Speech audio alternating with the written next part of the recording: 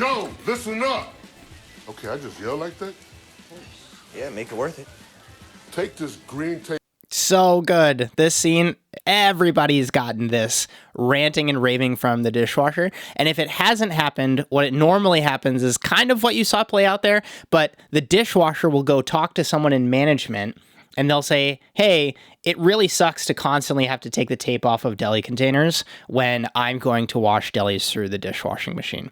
And he's going to say it here, but it's like it gets slimy. It will get stuck inside of the dishwasher. Carmen would give this speech, or he would go to the dishwasher and say, you need to stand up in front of everybody and tell them exactly, like, oh, nearly every single restaurant I've worked at has gone through this spiel. And for restaurants that are really bad, people just can't seem to get it in their skulls that they need to respect the dishwashers, it ends up being something where like twice a week this conversation will happen, and it'll come from both sides. It'll come from management, and then it will come from the porter or the dishwasher.